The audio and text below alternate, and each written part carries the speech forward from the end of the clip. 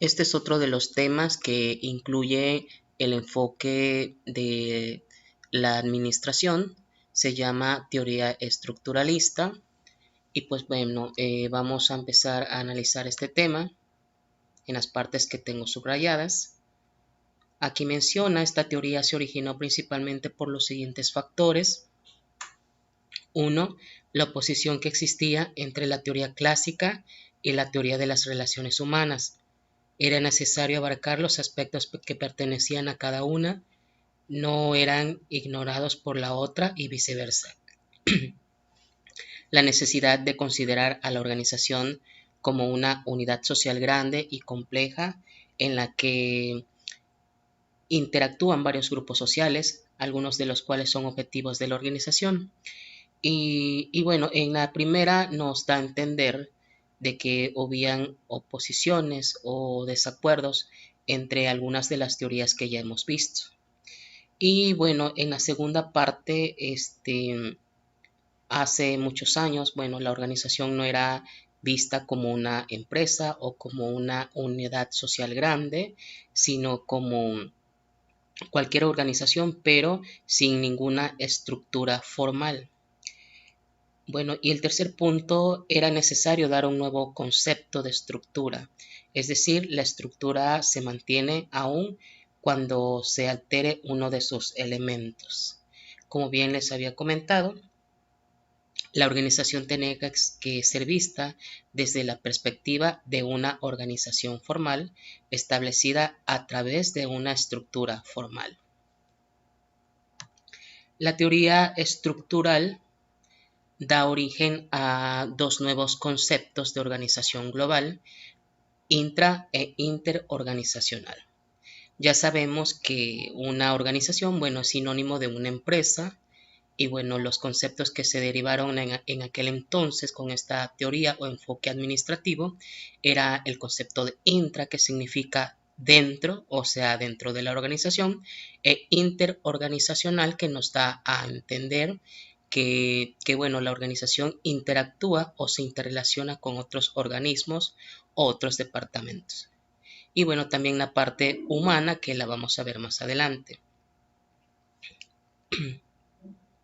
Este modelo clasifica a las organizaciones informales, que son aquellas que perduran en el tiempo y los empleados pasan por ellas, e informales, que son actos circunstanciales o definidos para una tarea específica, emergente o transitoria.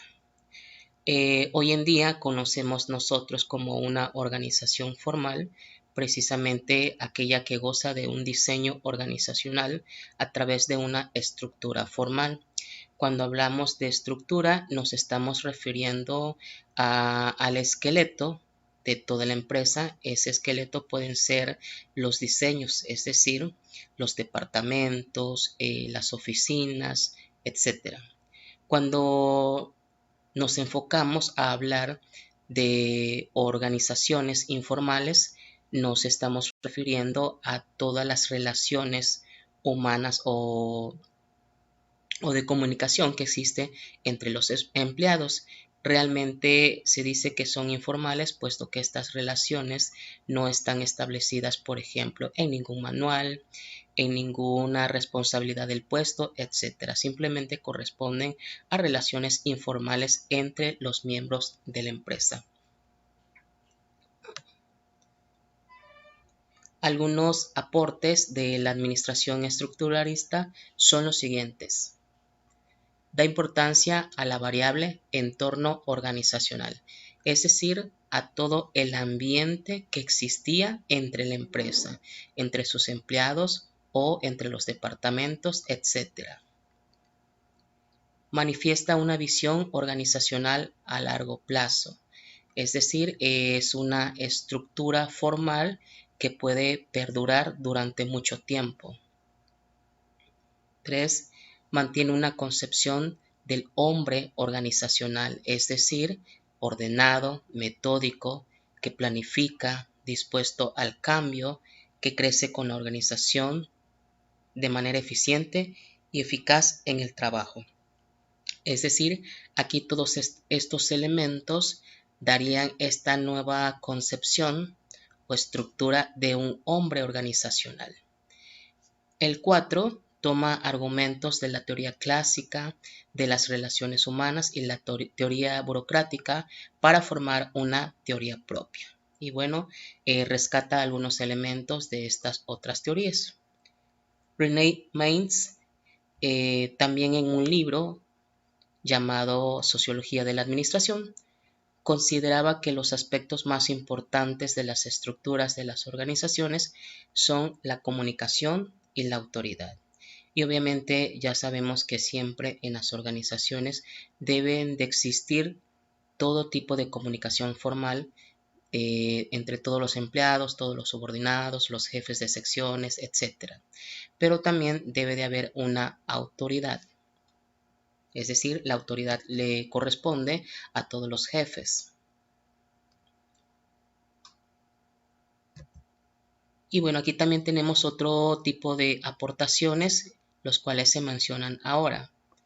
Estructuras jerárquicas. Cuando hablamos de estructuras jerárquicas, nos referimos a los diferentes niveles de autoridad, responsabilidad y comunicación que existen en una empresa. Por ejemplo, tenemos el nivel alto, que corresponde a los puestos más altos de la organización, que puede ser el director general. Luego tenemos dentro de esa jerarquía o nivel de importancia, le siguen los niveles intermedios, que pueden ser los jefes o los gerentes de cada área funcional. Podremos mencionar, por ejemplo, el gerente de mercadotecnia, gerente de recursos humanos, gerente de producción, etc. Y por último, los niveles técnicos, que pueden ser los jefes de cada sección de todos los departamentos. Otra aportación importante: en la organización, la cabeza toma las decisiones encaminadas directamente al objetivo principal de la organización. Es decir, la persona responsable de hacer que las cosas funcionen, de hacer los planes, de seguir directrices, de seguir metas, obviamente con el propósito de generar ganancias a la empresa, pues recae en una sola persona, que son los directivos, o lo que podemos entender también como gerentes. Estructuras constituidas de manera democrática. Y bueno, aquí estamos hablando que toda la estructura es precisamente formada de una manera colaborativa o democrática. Siguiente, la toma de decisiones son en base en las mayorías, es decir, en la democracia. Se hace con la mayoría y no minorías. Penúltimo, estructuras con autoridad técnica, y aquí estamos hablando, por ejemplo, los niveles técnicos, que obviamente también son responsables de cierto número de empleados. Y por último, la gente actúa por sus conocimientos técnicos profesionales. Y bueno, aquí estamos hablando un poquito de las habilidades técnicas que debe de reunir cierto personal en ciertos niveles de la organización. Y esto es lo más primordial, o el resumen que se rescata de esta teoría, que es teoría estructuralista.